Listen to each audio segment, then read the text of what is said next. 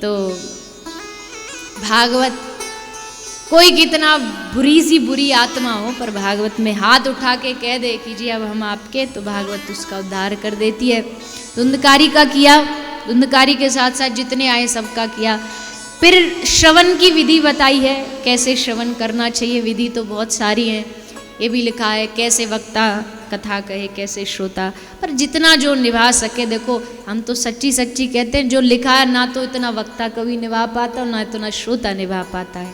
पर भागवत जी ये कहती हैं, सदा सेव्या श्रीमद्भागवती कथा यशा श्रवण मात्रेन हरिश्चित्तम समाशे।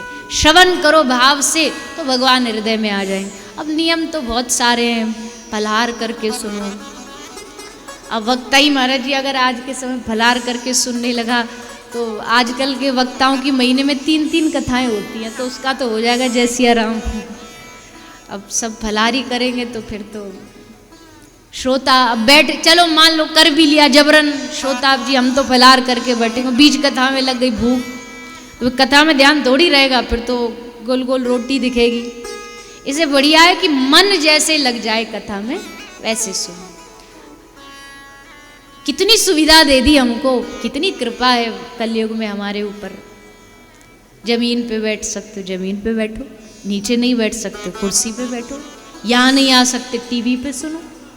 कितनी सुविधा है, रास्ते बहुत सारे दे दी। कलयुग समयुग आन नहीं, जो नर करे विश्वास।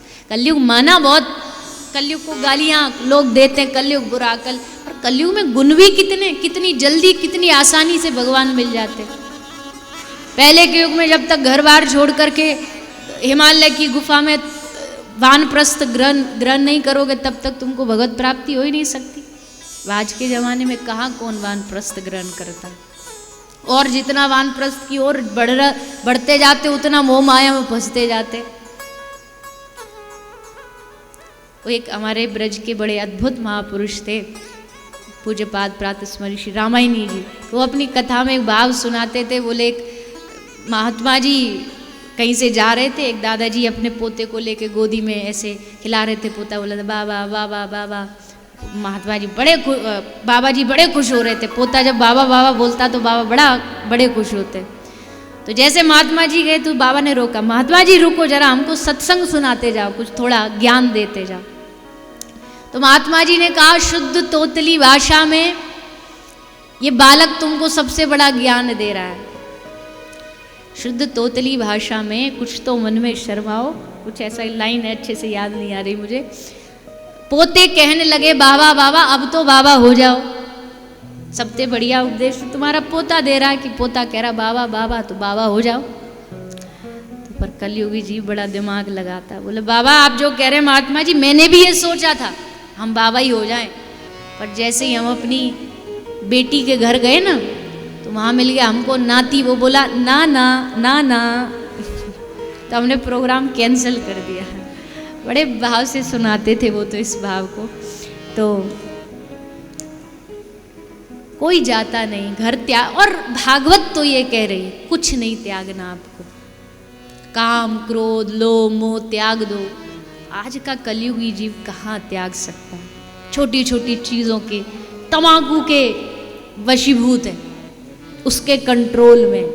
तुम कहते हो घर छोड़ दो, तुम कहते हो काम क्रोध छोड़ दो, इससे एक बीड़ी नहीं छूट रही, कैसे पाएगा भगवान को? और भागवत जी कहती है, जैसे गंगा मैया कहती है, गंगा ये नहीं कहती कि स्नान करके आओ।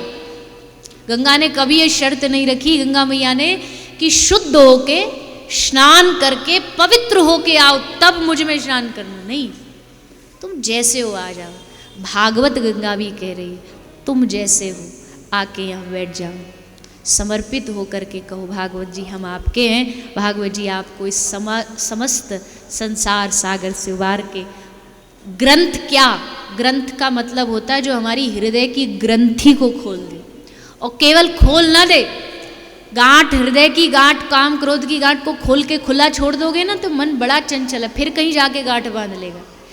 मन की ग्रंथि को खोल के कृष्ण के पीतांबर से बांध दे, वो ग्रंथ है, भगवान के चरणों से बांध दे। तो ऐसा ग्रंथ ये श्रीमद् भागवत है जो आप हम सबको प्राप्त हुआ है।